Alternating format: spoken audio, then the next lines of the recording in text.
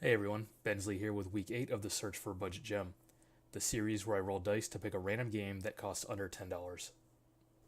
This past Tuesday was the first Tuesday of the month, so I rolled the D4 first to choose a sorting category. I rolled a 1, which is sorted by newest to oldest. Then I rolled a 33 and landed on Metal Slug 4, a run and shoot arcade game that was originally released in 2002 on the Neo Geo MVS arcade system. Like other games from the ACA Neo Geo series, Metal Slug 4 offers a mode selection screen where you can choose the Japanese or English version of the full arcade game, high score mode, and caravan mode. High score mode, you'll play the game under normal conditions and make it as far as you can without using any continues. When you lose, you'll have an opportunity to upload your high score to later games.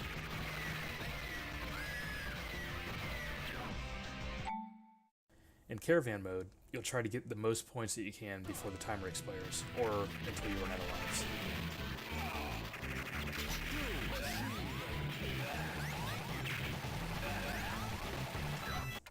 Again, as with all of these ACA Neo Geo games, there's a lot of options that you can set up to enhance your experience.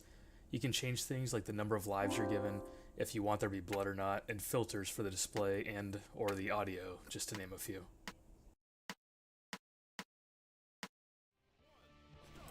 Alright, so let's go ahead and start talking about the game. As I mentioned, Metal Slug 4 is a side-scrolling run-and-shoot game. Enemies will run at you from all directions and you'll need to shoot them down. If you get close to them, you can use your knife, which will happen automatically, to slash them down. You also have bombs that you can toss out to take care of larger packs or do heavier damage to enemy slugs. Throughout the stages, you'll be able to jump into a variety of these slugs, which are mostly tank-type vehicles, and do some real damage to your enemies.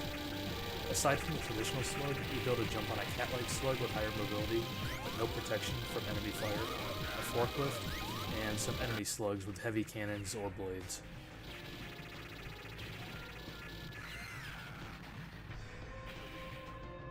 There are 6 missions to complete that will throw all kinds of different enemies at you, on top of the normal soldiers you'd expect to see in a Metal Slug game. Arctic mountains with yetis,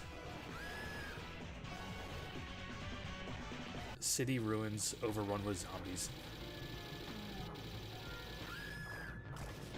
underground tunnels filled with mummies, the high seas where you'll battle cutlass-wielding pirates, and the boss's compound where evil scientists and robots will try to shoot you down. While fighting the various enemy types, they can actually transform you into something different. You can be turned into a zombie, mummy, or even a monkey. Each of these transformations have a unique feature, such as a zombie having a vomit that kills all in front of it, or the monkey's ability to climb above enemies and shoot down on them.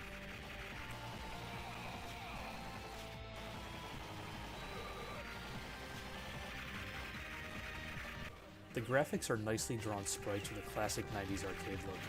I don't really have much to comment on the audio. It isn't bad, but it doesn't make you say, man, that's really good music. What you are going to hear out of this game is a lot of gunfire and a lot of screams of death. I actually really enjoyed playing this game with some of the display and audio filters. I used B1 for the display filter, which applied scan lines and scrolling lines, and Type A for the reverb function. This really brought me back to my childhood and standing in the arcades.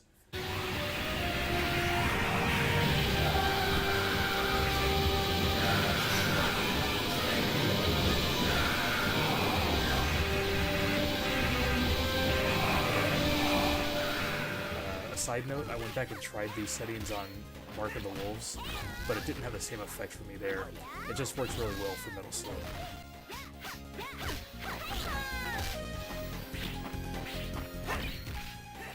Metal Slug is a game that you're going to die a lot in. In numerous occasions, you'll experience gunfire from every direction and basically covers the entire screen.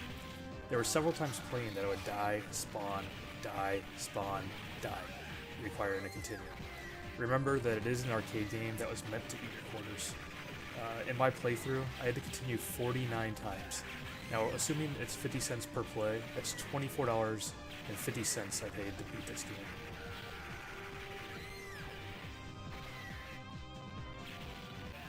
One of the things that's not that great about this game is it suffers from slowdown when there's a lot of action going on.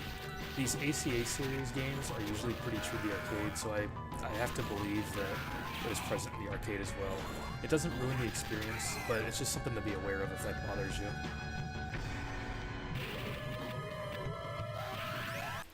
So during my time with this game, I ended up beating it twice, but I'm not done with it. It's a game that I can go back and play with a friend if I have my Switch out and about with me, thanks to the Joy-Cons.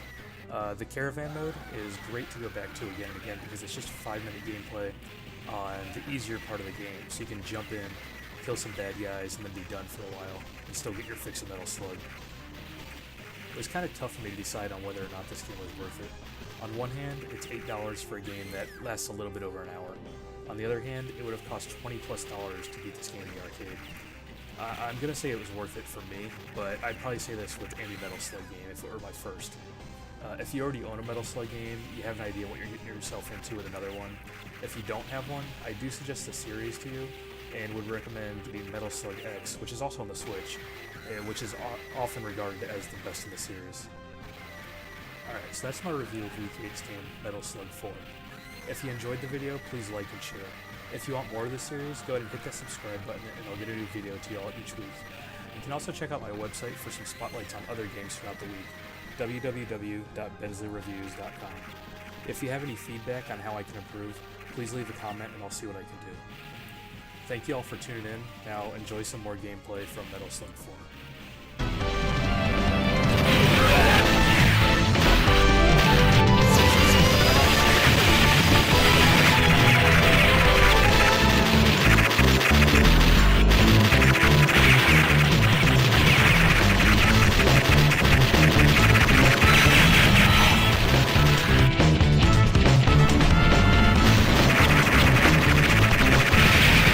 Rocket